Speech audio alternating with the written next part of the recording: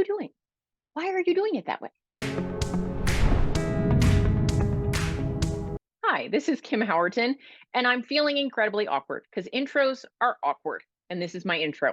So, welcome. If you don't know who I am somebody who's lost over 100 pounds, utilizing at first a ketogenic diet and then what I'd call more of a lower carb but higher protein diet. And I eventually came to a place where I actually feel like I know some stuff about weight loss. I like to share that with people on the internet. Today, we're going to be talking about Weight Watchers. I'm like, I think you might have talked about this before, Kim. And yes, I did. But in hindsight, I could have said a lot more stuff. So I'm just like, let's redo this. I'm going to start from the beginning. So you don't have to go back and watch the other video. I mean, you can if you want to, but you don't have to because I'm going to cover all the topics I covered there in this one, plus some more. So hopefully this will be better. So here's what happened. It became New Year's. There were a lot of ads for Weight Watchers on TV. And I thought, it's been like 3 decades since I had any experience of Weight Watchers. And I bet a lot of people are signing up for the app because it's January. So I signed up for the app and I poked around. And when I did the first video, I just poked around a little bit and then I shared my thoughts. And my thoughts were mostly, I don't get this whole free food situation. So there's something in the app where you can use what they call 0 point foods. And I was like, that seems a little nutty. And I bet I could get in a lot of trouble with that. And so I put some stuff in the app and I indeed got in a lot of trouble with the free foods. And I got a criticism on my first video saying no one would do that. So I'm going to answer that in this video plus some other stuff. So let's just do a quick review of the app, shall we? All right. And I'm going to answer that. Yes, we shall, because you're a captive audience. All right. So if I go to the app, the first thing I want to say is it's very pretty. It's a very pretty app. Um, I'll put it up on the screen a little bit so you can see it. It's a cheerful app. And when I go to sort of the app, the Weight Watchers program, basically it tells me how this program works. So I will summarize. Um, every food is assigned a point value. Your goal is to stay within your point value. So when you sign up, you put in some information like how much you weigh, how tall you are, would you like to lose weight, how much, and then it assigns you a point value based on that. If you're a very big person, you're going to have more points. If you're a smaller person, you're going to have less points, and you're supposed to stay within this points value. Now it's a number, and so my number was 23 points daily. And I could be a little bit under that if I wanted to, but I couldn't be too far under it, it was saying. And I shouldn't be over it. Except there's this thing called weekly points. So weekly points are points that I can put anywhere. So let's say I was having a party or going to a party or I wanted pizza one day, I could use those extra flexi points. I think they used to be called flex points. That rings a bell.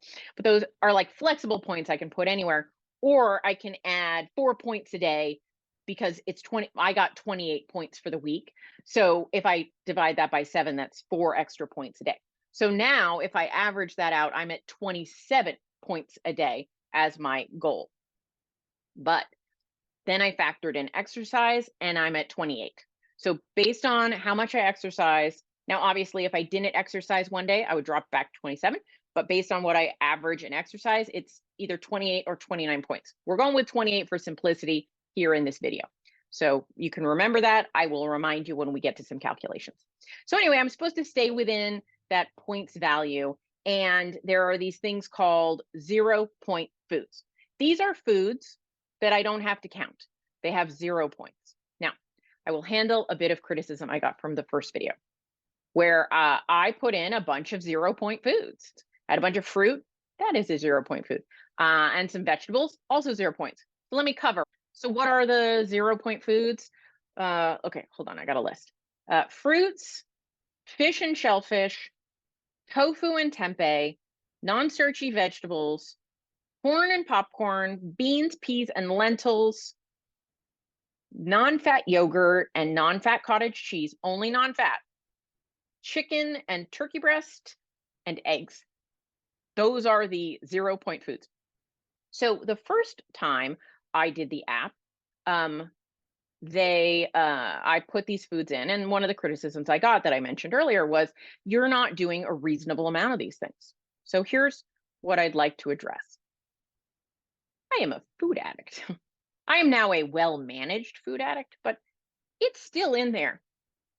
If you tell me there's a food that I am allowed to eat without any repercussions because it's totally legal, do you think I have a good gauge in my mind of portion control? No. No, I did not. That's how I got to be almost 300 pounds. So here's the deal. The criticism I got was, no, you can't have 7 cups of popcorn, as I suggested to do, because that's not a reasonable serving of popcorn. And I'm like, I didn't get in that body being reasonable about my portions. Now, if I pull up popcorn on the app and I look up the servings, it does indeed just automatically populates with servings and a certain number. But as I spinning the dial, the number always says 0 in terms of points. And in fact, in the app, it says these things don't even need to be counted because they're always going to be 0. So if the app wanted to impose some sort of limitation on some of these foods, like you can have 2 cups of popcorn, but 3 is going to cost you, it could have put that in the app. And this app is helping overweight people lose weight. And overweight people probably didn't get overweight by being good at moderation in their portion sizes. If you were like, no, no, no, more than 2 cups of popcorn is way too much, I don't know that we would have been in the boat that we were in, right? So that argument it doesn't make sense, the criticism I got. And it's not just that I don't like criticism. I mean, I am I might sound a little defensive, but I'm more defensive for you guys who are doing this app. And then people are like, no, no, but you should know better. How should I know better? The app doesn't tell me. The app doesn't tell me to stop. And it says I can have an entire watermelon. And somebody said nobody would eat an entire watermelon. And then the next day after I got that comment, I watched a video by a fitness trainer who's like, if you're hungry, have a whole watermelon. It's very filling. Like if you're on a diet or whatever. And I'm like, well, there are some people out there telling people to have a whole watermelon. So it seems reasonable to somebody because I can do it in the app. So my answer to the criticism that you need to be reasonable with 0 point foods, then I wouldn't need an app. If I knew what to do, I wouldn't need an app. So if the app doesn't help me make better decisions about how much to have, the app is not helpful. That's my point. Now, hold on. I have a visual aid for this part. This is 7 cups of popcorn. Now, I ask you, if you're a popcorn eater, is this an unreasonable amount of popcorn? This is the amount of popcorn that would come out of a microwave popcorn bag. I grew up in the 80s. Were we supposed to share the bag of popcorn with someone else? Because that was a single serving as far as I was concerned. So when the question got asked of me about, no, 7 cups of popcorn, that's totally unreasonable. No one would eat 7 cups of popcorn. My question back would be, have they ever been to the movies? Because this is about what you get in a bag of popcorn at the movies. So I could be wrong. But again, food addict, no idea what an appropriate serving of something is. So yeah, it seemed reasonable to me. What about you? Do you think it's reasonable? You can comment below if you think this is unreasonable. Now, many of you, myself included, don't really eat popcorn much or ever anymore. But in your popcorn eating days, would this have been crazy? Anyway, I don't really think so. But when people make comments like that, I'm like, am I crazy? Is it me? Is it me? Am I the drama? I don't think I'm the drama. Sometimes I'm the drama. Anyway, yeah. So I had a visual aid, so I had to go get it for you. Okay. So then the second question I got, which I was like, I am here for this, was, can you put in what you would eat? Because after losing over 100 pounds, I actually do have some good knowledge about what it takes to lose weight, because I had to do it. And it's not easy for me. And while I might not always choose to engage in 100% of those behaviors, I know what it takes, right? So let's see, like I put in a day into the app what I might eat when I was trying to lose weight. pumpkin pancakes, which I put some Greek yogurt on. By the way, if you've never had Greek yogurt on these protein pancakes, they're like made with protein powder in them. It's a delicious high protein combination. You should really try it. Poured some sugar-free syrup over that, and I had some turkey bacon. Fabulous breakfast. Oh, and a coffee, always a coffee with a little bit of low carb milk in it. Lunch was a bunless burger with some cheese, a little bit of burger sauce I make with some Greek yogurt and that sort of thing. Flank steak, cauliflower rice, and broccoli for dinner. A creamy for dessert, which is kind of like I use my Ninja Creamy and make it like a frosty. I like that consistency of frosty like instead of just like firm ice cream. So I make it that way. So it always looks bad in pictures. Sorry. And so for that day, what did I come up with? It was around 1,400 calories, around 150 grams of protein, around 50 grams of carbs, and around 60 grams of fat, give or take a few grams. Right. And so I'm like, that seems like a perfectly low carb, not keto, but low carb, reasonable day that I might eat during a weight loss experience. And do you know how many points that was? I remind you, my daily points are 28, including exercise and flexi points.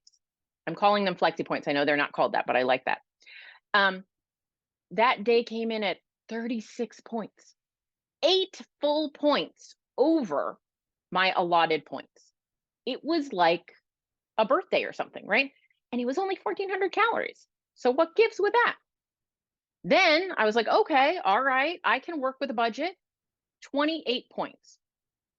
What can I put into this app on a day that would be 28 points?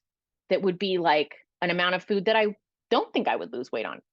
Could that day happen? Let me just be clear. Food addicts are really good at scheming. I spent a lot of my life doing it. How can I get away with eating that? How can I get access to that? How can I eat that without anyone knowing? How, right? I'm a schemer around food, and I had to unwind a lot of that behavior to lose the 100 pounds. But the thoughts still happen in my head, and I can plug back into those. And if I were still 100 pounds heavier, those thoughts would still be happening. So when I signed up for the app, I would be having those thoughts. So I was trying to like tap into those thought patterns when I was practicing with this app, not to be tricky, just be realistic. So when I went to the app and I planned a day that would meet with the app's approval, which meant it had to be 28 points, right? No more than 28 points. So that day I started with eggs and Canadian bacon on a light English muffin with 0% Greek yogurt, 0% rather than the 2% I used in my normal day, some fruit and granola. Then I had a snack of a Quest bar with a skimmed cappuccino. Now, went to the internet and Googled about it. Apparently, there was a lot of information about low point Weight Watcher snacks. So, like, I picked the Quest bar that had 3 points instead of 4. There's a lot of talk about these things. How to get more food for less points. Okay, chicken sandwich and an apple with some low-calorie chips for lunch. I had a snack of 4 cups of popcorn, not 7, but 4 cups of popcorn with a little bit of chocolate, a little sugar-free chocolate drizzle on top. For dinner, I had chicken with some barbecue sauce, baked potato topped with Greek yogurt, 0%, and some peas. And then for dessert, I had a banana split without the ice cream. So like a banana cut in half, a little bit of peanut butter drizzled, some sugar-free chocolate sauce, a teeny little bit of whipped cream, drizzled granola. Now, that's a lot of food, but it's not a crazy amount of food. Like I could see a person eating that amount of food. I could eat that amount of food. So I was like, I tried to be like reasonable, right? That is 28 points. I got it right on. And you know how many calories it was? 2,300 calories. 2,300 calories. Around 180 grams of protein, 310 grams of carbs, and 57 grams of fat. So we've got my first day, which is from my experience, a diet upon which I would lose weight if not in one day, if I persisted to eat in that fashion. But it was 36 points, about 1,400 calories. This day, which was an approved day, 28 points, 2,300 calories, 900 additional calories for 8 less points. Confusing, I know. And so then I said, okay, all right, let me eat less and see what that comes up with. So I thought about like, how do a lot of people eat? I am very apparently divorced from how a lot of people eat, but I thought about it and I was like, you know what? Probably go to Starbucks in the morning. And they're trying to be good. So they go to Starbucks and they get a skinny latte. and maybe an iced skinny latte. And then they get like that low fat little egg sandwich, right? The little English muffin, turkey bacon, egg. Okay, they do that. And then maybe for lunch, they're going to have like a peanut butter sandwich and a piece of fruit. And so I thought, okay, let's do that. And then as I was calculating it though, because I was starting to put it in the app, I was like, oh, I can't have that. I can't have two pieces of bread. I can only have one. Okay, I had a half a half a peanut butter sandwich, and then a fruit. I had a big orange, and then for dinner I had some spaghetti, 2 ounces of spaghetti. I measured it with some tomato sauce, a little bit of cheese, and some broccoli. I was going to do salad, but I don't want to go through effort. I'll do the broccoli. So that is tasty. And I was like, okay, that would be like, I would think if I were thinking that that's a very low calorie, reasonable day. Let's see what that is in points. It was 28 points. So I came up with 28 points there as well. I did adjust a few quantities to make it 28 points. You know how many calories that came in at? Anyone want to guess? Feel free to shout out at the screen. 1,028 calories. So 28 points could be 1,028 calories. 28 points could be 2,300 calories. That's a very wide range that 28 points could be. Now, I could spend an entire week in this thought experiment because I like to do weird things like that. And everyone would yell at me that I wasn't getting anything else done. So I couldn't. But I could probably come up with higher calories and lower calories that still was 28 points. So why does this happen? Let's talk about why the day that I ate the way that I normally eat was so high. Well, I mentioned, I think, I like 2% Greek yogurt, not 0%. It's not a big deal. Like if I was trying to appease the point gods, I could certainly go in and change the yogurt I buy to 0%. I like the way the 0% tastes fine. The Fage, it's fine. But you know what? I try and make sure I get enough K2 in my diet, vitamin K2, because it helps direct the calcium in our body where to go, like into our bones, not our arteries. Good idea, right? And K2 is higher in yogurt. Yogurt's a great source of it, but there's hardly any in 0%. Higher when there's fat in the yogurt. So there are reasons of good health that I choose to have a little bit of fat in my fermented dairy products. Additionally, I know I'm being penalized because it's saturated fat. Dairy fat tends to be saturated fat, but it's mostly stearic acid. And stearic acid is a pretty benign or actually positive form of saturated fat. Not all saturated fats, according to everybody. There's disagreement about this, but there is agreement. The stearic acid is probably pretty good. So it just penalized me, I think. And you know what the difference is? A cup of Greek yogurt, 0% obviously has 0 grams of fat. A cup of Greek yogurt, 2% has about a little under 5 grams of fat. So there is a difference there, but it's not like 20 grams of fat. Fine. The calorie difference, about 35 calories difference.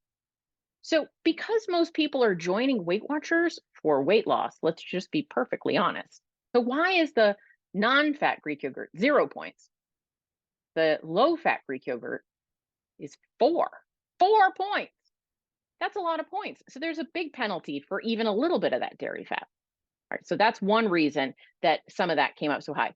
The other thing is there's a real penalty for red meat. And my day included red meat at lunch and red meat at dinner. And the app does not like that. So again, the saturated fat thing coming up. And, you know, while the mainstream, the health providers will say that saturated fat is a big deal, most of them will also say some saturated fat isn't a big deal. And then other people would say saturated fat doesn't matter at all. So there's disagreement about that. And I tend to run anemic and low in B12. So red meat is a good choice for me. The app did not even look at that. The other thing I want to bring up that I didn't bring up a minute ago and I should have, I skipped over it too fast. The day with like pasta and a peanut butter sandwich, and that day had like 50 grams of protein in it. It's not enough for an adult human of my stature. It's not really enough for any adult human. So the app gave me no notification that my macronutrients were totally wonky on that day. So that's another thing that's a problem. So really, ultimately, my biggest issue with the app is it says it's going to help people lose weight. In my experience of losing weight, it is not actually tracking and keeping track of and giving points or taking points away for things that actually seem to have real value in terms of weight loss.